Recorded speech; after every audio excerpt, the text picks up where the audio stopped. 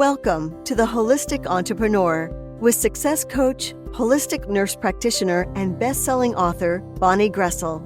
Bonnie shares inspirational and enlightening content to educate, empower, and facilitate well-being while nurturing the mind-body-spirit connection. This boost of positive energy will help you manage stress and make the most of your life, allowing you to thrive in the new normal. Now, please welcome the host of The Holistic Entrepreneur, Bonnie Groessl. Well, welcome everyone. This is your host, Bonnie Groessl, here at The Holistic Entrepreneur. I am so grateful that you are sharing your valuable time with me. I so appreciate you. Now, if this is your first time listening, welcome.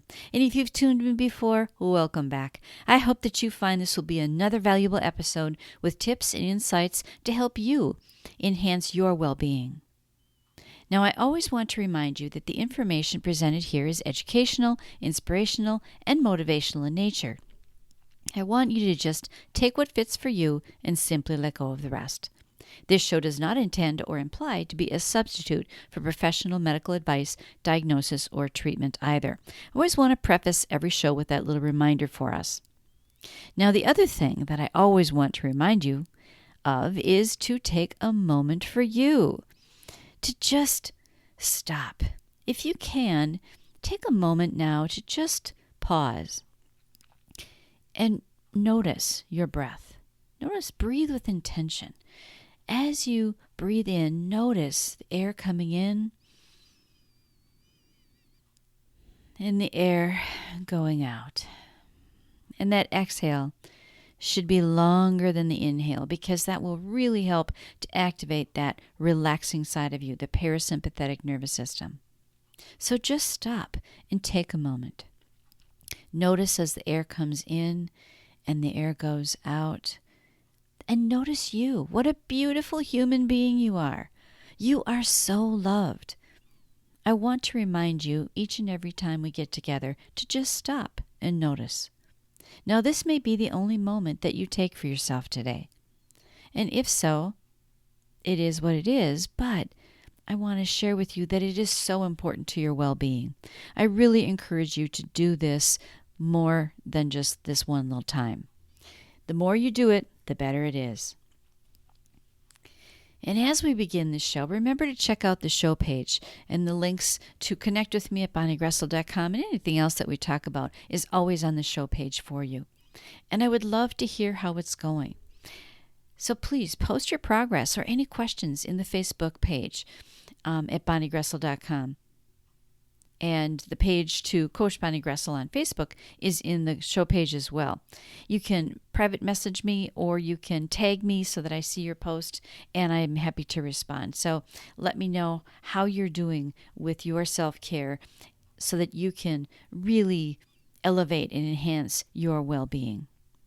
Now, over the past couple of months, we've been talking about a lot of things, right? We've been talking about noticing your breath, as we just did a moment ago, mindfulness and meditation.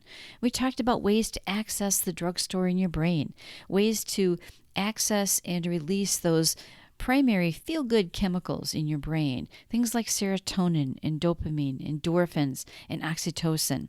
And then last time we talked about sleep and how to have more restful sleep. My hope is that you feel that you can incorporate some of these tools that we've talked about in the last 2 months or so. Many of these strategies don't have to be a separate thing you have to do.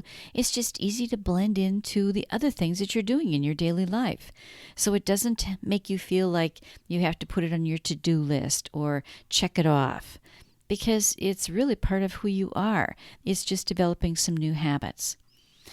But I do think that there's value in having a plan, a routine, or a strategy to fit some of these tools and ideas, the ones that resonate with you, into your daily life so that you can enhance your well-being. You know, it takes about 30 days to create a new habit, so I encourage you to take a couple of things, just 1 or 2 things even, that you can change or adapt or adjust in your life into a daily routine for you. Now, my daily routine, which I've done for many, many years, has is a little bit more structured, I guess, but you don't have to do it this way.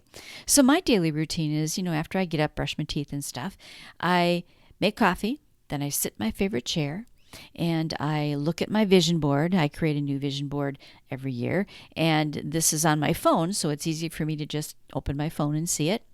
And I meditate for a few minutes, not very long, between 5 and 20 minutes. It's not really a long period of time. And then I always spend some time in gratitude. I think of what I am grateful for. And I draw an oracle card. If you don't know about oracle cards, it's a divination tool, and it really gives me a thought for the day to really focus on and answer some of my questions. I love getting insight from my guides and God and the angels. And oracle cards are a tool that I use. You don't have to do it that way. Certainly, it's just one way. And then I write in my journal. I write about the future, and I feel as though that I'm already there and feel grateful. I feel excited for being in that day that I want to have happen, as though I'm in it now.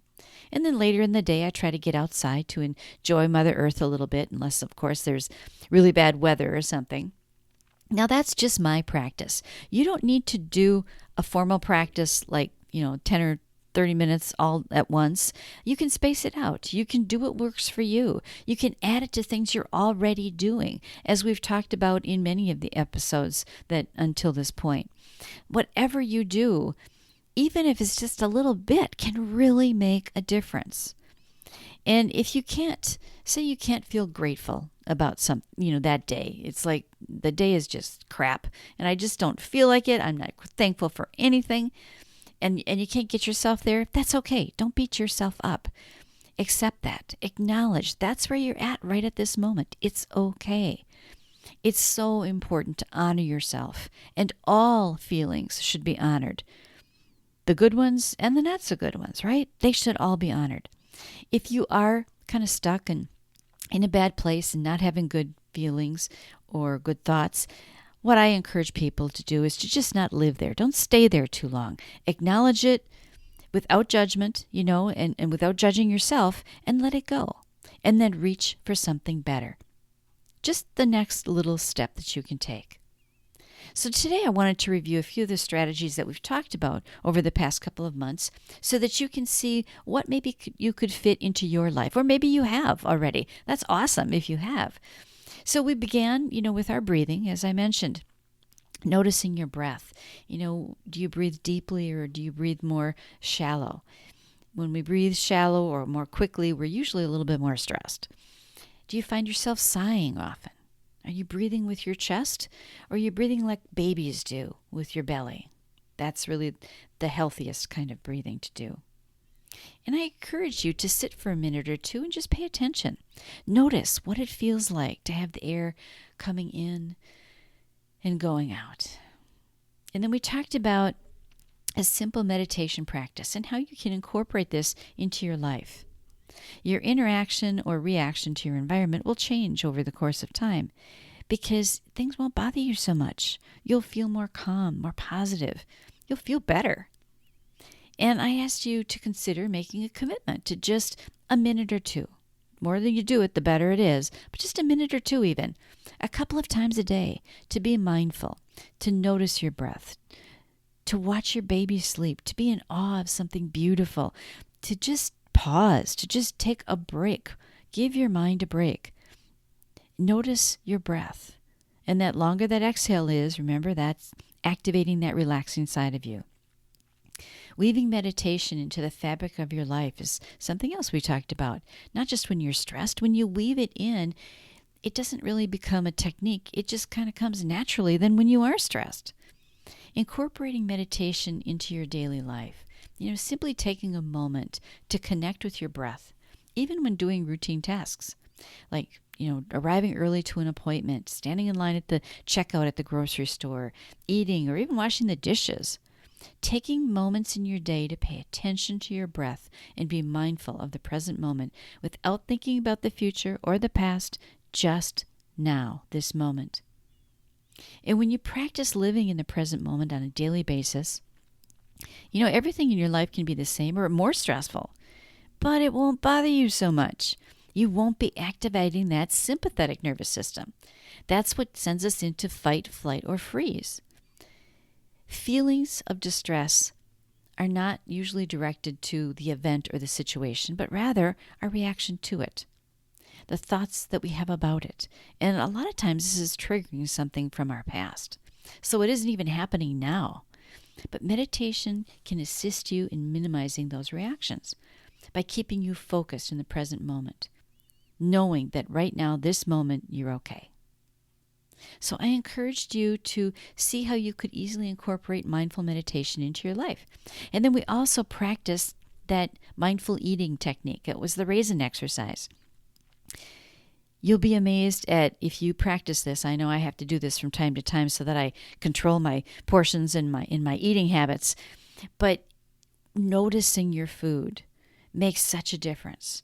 It can actually be a weight management strategy. The more you do this, the more it becomes a part of who you are and not something that you have to do. And then we talked about releasing the good chemicals in your brain. Those 4 primary feel-good neurochemicals are serotonin, dopamine, endorphins, and oxytocin. And what you eat and drink, how you move your body, getting outside in nature, enjoying music, whether you're listening to it or playing it, the time you spend in meditation, in prayer, in reflection, or just imagining how well you sleep, taking advantage of massage, the benefits of your relationships with others, hugging people, and even sex. I mean, those things all play a role in releasing those feel-good chemicals. So see what fits into your life. Now, for me, the morning is my best time to have me time. Otherwise, the day gets away on me. I get busy with stuff, and I don't take that me time. But this is an individual thing, and you have to find what works for you. Your action step is to start thinking about, or if you've already doing it, keep doing it, thinking about some of these things and how they would fit for you. And I would really encourage you to carve out some me time in your day. You are worthy and you deserve it. It doesn't have to be long. It can be just 5 minutes. But you have to have your me time. I think everybody needs to have that. So I hope you found this has been helpful. And until next time, I wish you health, happiness, and abundance. I want to thank you for joining me at the Holistic Entrepreneur Show today. I know that time is our most precious asset, and so I appreciate you spending your time with me.